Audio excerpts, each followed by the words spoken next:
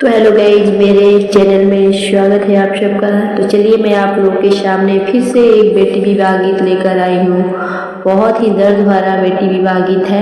Last तक आप लोग सुनिएगा और अच्छा लगे तो एक लाइक शेयर कमेंट करना ना भूलिएगा। तो चलिए मैं सुनाती हूँ आप सबको।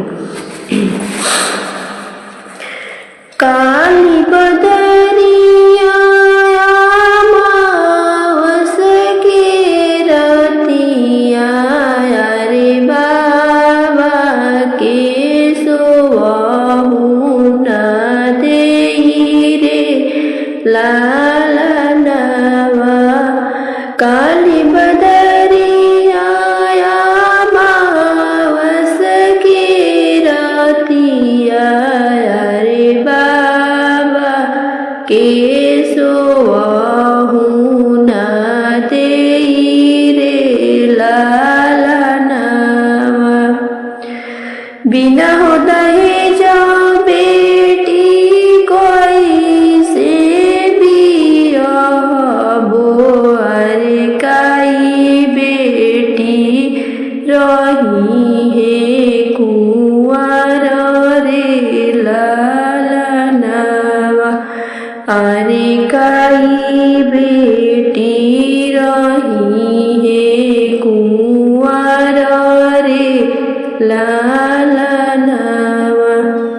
एक बन गयो बाबा दोसर बने गयो, अरे तीसरे में पहुँचे विदेश रे लाला नवा। अरे तीसरे में पहुँचे विदेश रे लाला नवा। ऊंचे ऊंचे लोगन के ऊंची रे हवेलिया, रे ऊंची ऊंची उनु कर मांग रे लाला नवा। रे ऊंची ऊंची उनु कर मांग रे लाला नवा। बेटी के बाबा के नीची पगड़िया, रे रोवेला न दोनों हाथ जोड़ी रे लाला नवा। अरे रोवेला न दोनों हाथ जोड़ी रे लाला नवा।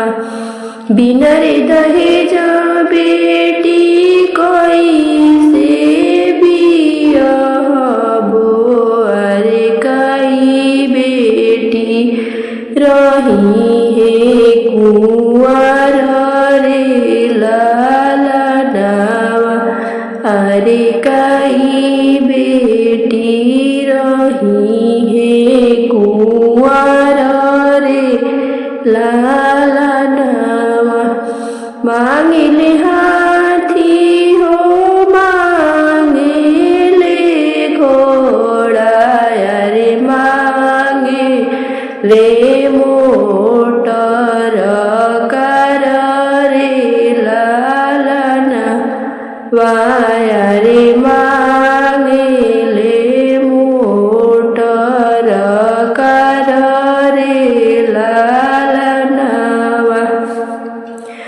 बाबा से मांगे ले अन धन सोनावा, अरे नहीं बेटी रही है कुंवर रे लाला नवा।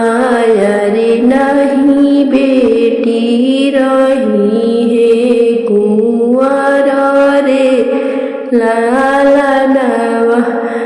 नहीं मोरे हाथी हो नहीं मोरे घोड़ा, अरे नहीं मोरे मोटर कार रे लाला नवा।